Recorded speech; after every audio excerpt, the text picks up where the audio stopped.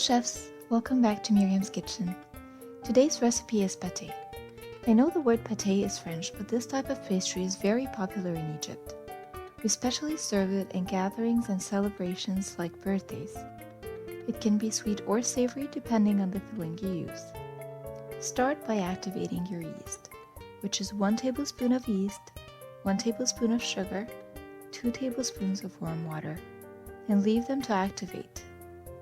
Add it to 4 cups of flour, a 1/4 cup of melted butter, and 1 egg. Mix well and make sure that all the flour is incorporated in the dough. Then add a 1/4 teaspoon of salt and gradually add the warm milk. Start by using 1 cup, but you can use an additional 1/4 cup if you feel the dough needs it.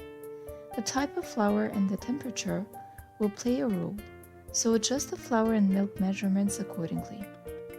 I used 1 1/4 cup, but I felt that my dough needs an additional tablespoon of flour, so I used it. The dough should be soft but not sticky. Once it leaves the sides of the bowl, then it's ready. I'll dump it on my work surface and try to collect it into a ball.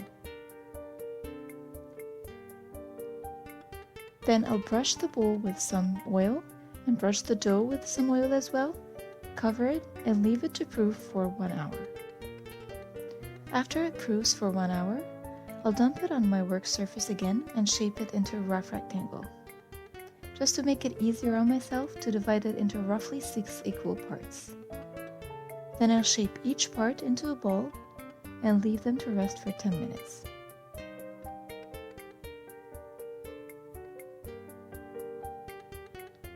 After they rest, I'll use melted butter and try to spread each part into a rough rectangle.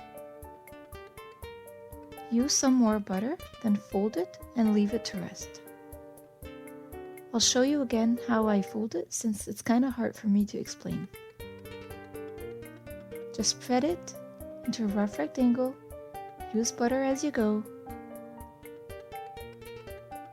then fold it on itself and use more butter as you go.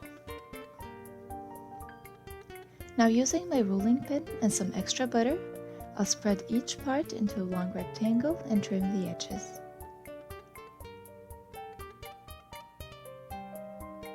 Then cut and fill with your choice of filling. I'll give you some ideas later. The size of the final pâté will be determined by how many pieces you cut this rectangle into.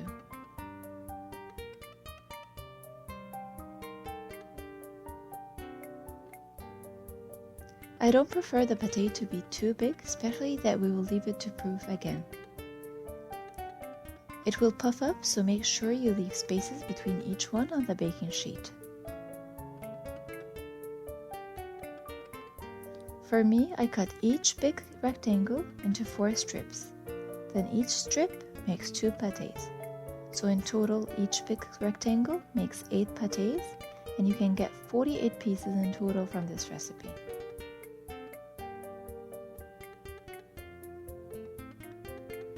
Make sure when you fill it that you pinch the ends of each one and the seam should be facing the baking sheet.